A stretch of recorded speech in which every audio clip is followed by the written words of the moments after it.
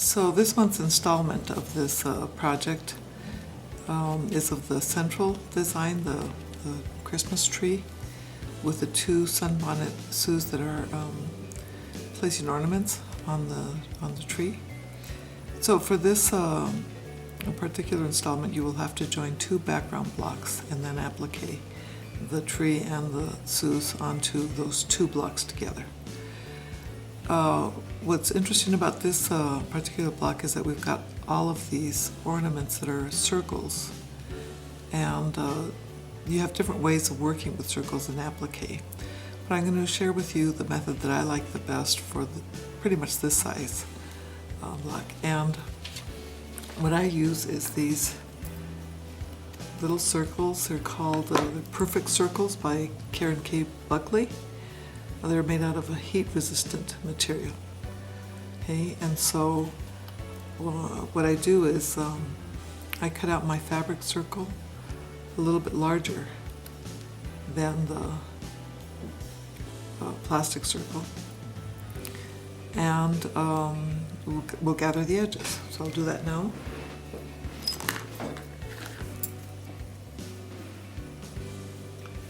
So just along the edge of the circle,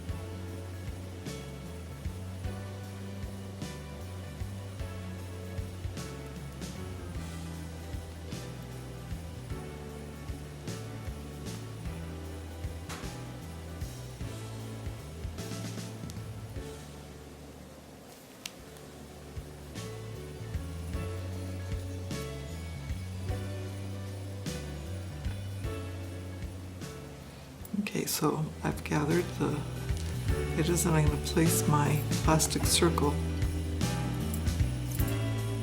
This is the wrong side of the fabric, that's the right side. So I'm on the wrong side of the fabric. And I'm going to pull up the thread to gather the circle around the edges of the plastic. Okay. And so gather it as tightly as I can without breaking the thread. And then I want it really nice and tight, because then see, I will have a really nice circle when I'm finished. So I want it nice and tight, and to do that I'm going to just run my needle back and forth a couple of times to hold that in place, nice and tight.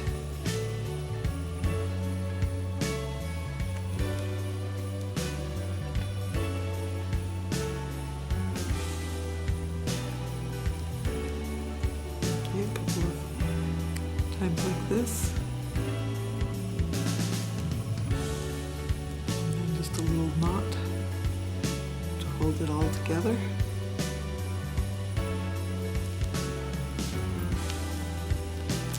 Okay. And as you can see, we will end up with a perfect circle. Now, it's not enough to just because we can't applique this. And then what do we do with that plastic circle? So from here what I do is I work with some liquid, some spray starch, and I will just put this along the edges.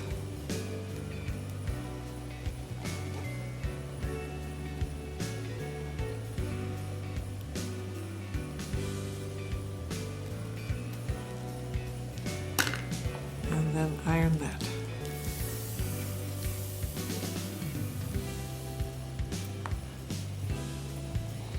And since this is a heat-resistant plastic, you can use them over and over and over.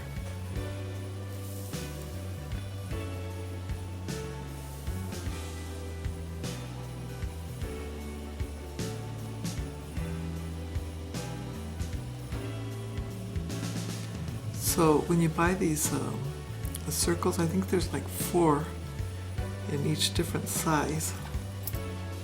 Just make sure that this is all ironed down. And 4 different sizes.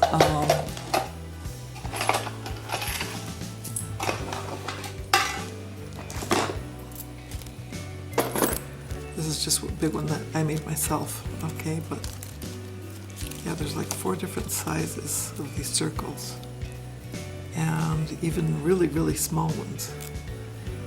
So especially if you're trying to applique small circles, this is a really good option. However, if you cannot find these circles, I know that some people like to work with washers. And I've tried this too, it works really well too, except for the fact that it's a little bit thicker around the edge, so you might want to apply more heat to both sides. Okay. Or the other option that you have is to cut the circles out of freezer paper, a layer, like 2 or 3 layers of freezer paper, and cut your circle out. But these are already made, and I know that sometimes when I'm cutting freezer paper, I'm not as precise as these, which are laser cut. So I think that this is a really good option for working with circles.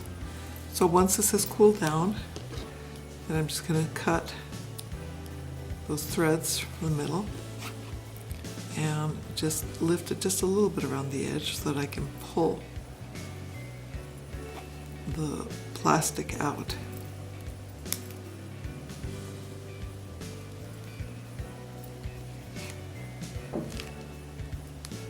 Loosen the edge a bit.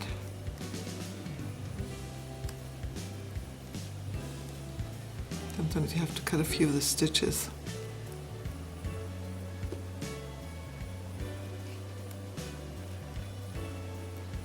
There we go. Okay. And then put this in place, and then I will iron this down again.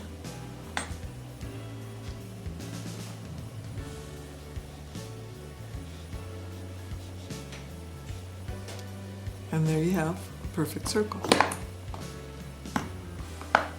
ready to be appliqued.